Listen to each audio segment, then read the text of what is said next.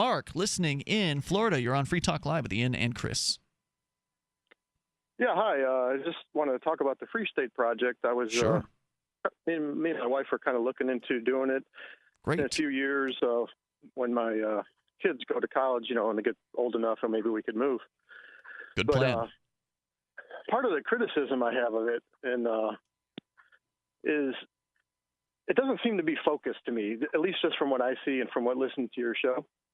It's like if everybody was on one big topic altogether, for example, if everybody said, let's join the Free State Project and let's nobody pay property taxes, then I think that would make a big impact. But now the way I see it, and I don't mean to be critical of it, but I see a group of people doing Robin Hooding and people going to court and, some people taking a traffic ticket to court and some people maybe not paying federal taxes. And I don't see that organization I think it would have a stronger impact if everybody that signed The way one topic.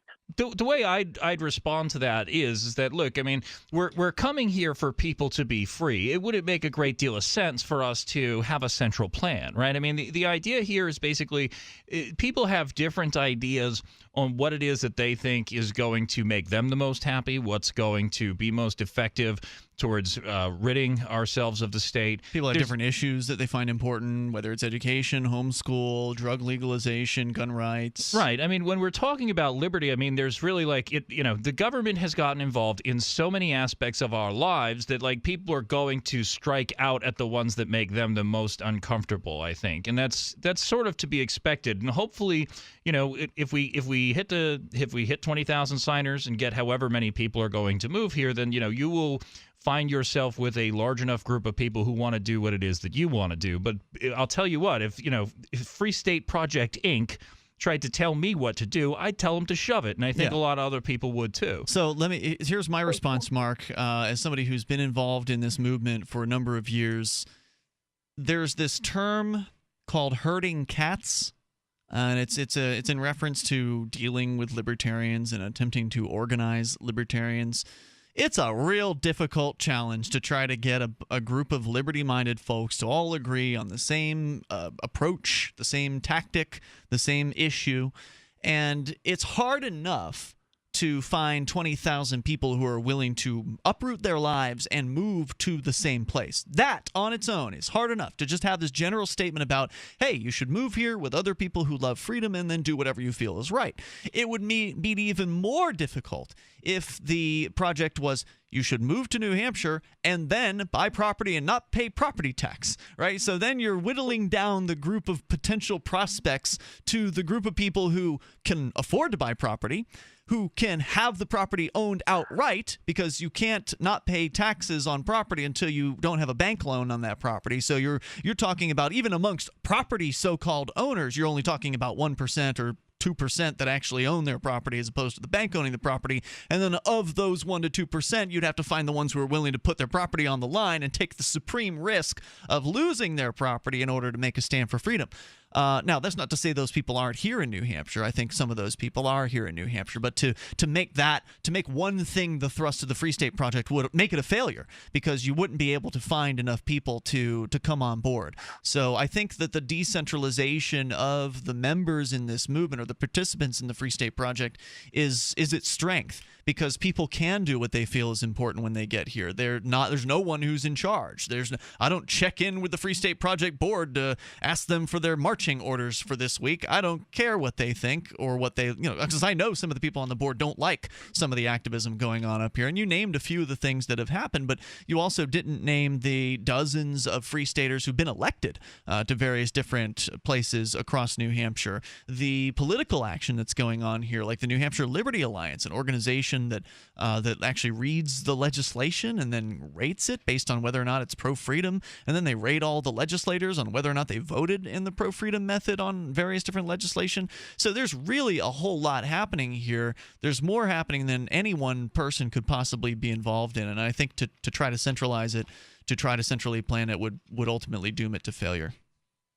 Well, yeah, see, I disagree, though, because I think like, let's say you got 5,000 people to say, okay, 5,000 people, anybody gets any sort of traffic ticket, any sort of whatever, illegal left turn, whatever. Don't everybody take it to court. So if you got 5,000 people committed to that versus 20,000 people committed to various things, I think that those 5,000 people would make a much stronger impact. No one is stopping you from doing that, by the way. There's no reason why you can't create some sort of sub-project within the Free State Project to do that. But my perspective is, why wait? I'm not going to wait until 5,000 other people say, yeah, I'll take a traffic ticket to court. I'm just taking my traffic tickets to court. My viewpoint is I'm going to lead by example. I'm going to show people the way. I'm going to bring a video camera into court. By the way, I'm going to court tomorrow. I'm going to have a camera there, and there's going to be probably Derek J's going to be there with his camera. So, we show people what it's like when you do this to make it so it's more realistic, so people can understand what the possible consequences are, how it's not as scary to do this stuff as it might seem to be. Had I waited until 5,000 other people were willing to do that together, it would have been, fruitless. I don't think anything ever would have come out of it. I say start now and jump in with both feet forward. I would also point out that, there are certain things like, look, there are people who think that, political action is the answer. And Ian brought up the New Hampshire Liberty Alliance. There's Merrimack Valley Porcupines. There are people who are organizing around certain ideals. Free Keene sort of came together around, civil disobedience and fighting things in court, and, putting forth a lot of ideas and encouraging a great number of different activities, and people have come and decided which of those activities they want to get involved in. There's all sorts of groups and subfactions and different people working towards different ends here, and we've got 1,500 or 1,600 people who have already moved here. So for us to get 5,000 people to do anything, we've got to get a lot more than 1,600 people to move here. But I think the other thing, one last thing I'll say to it is, especially now with the 1,500 or 1,600 people who have moved,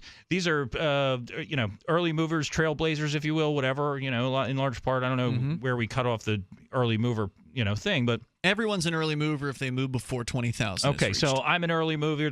Some of these people are a little bit more, I don't know, leaders, if you will, right? Sure. They're going to be a lot more motivated to do things on their own rather than to follow another leader. Perhaps after we hit the 20,000 signers and get the people to move here, you get more people who are willing to follow somebody else, and I think that'll be a really positive influence. Yeah, so I would say start your project up here. If you want to get everybody go get a traffic ticket and then take it to court sort of thing, I'll sign on for it, but I've already done that, so it's easy for me to say I would do that.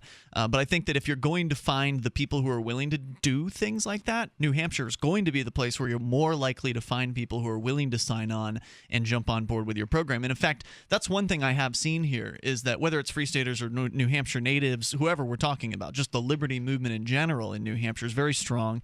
And for someone who is a leader type, someone who's willing to sort of put it out there and throw their idea out and say, hey, this is what I think's a good idea. Anybody else agree? You'll see people stepping up if they agree, and they'll say, yeah, I like that. I'm willing to help you with that. Yeah, good luck doing that in New York. Or, right.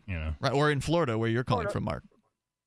Oh, I know. Yeah, it's terrible down here. But I agree. I'm not trying to criticize it, but I just wish it was more focused.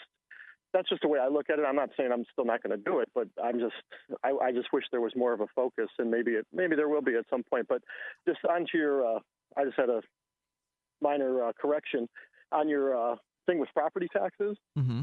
You own your property even if there's a mortgage on it. There's a lien on your property, so you don't have to pay your property taxes.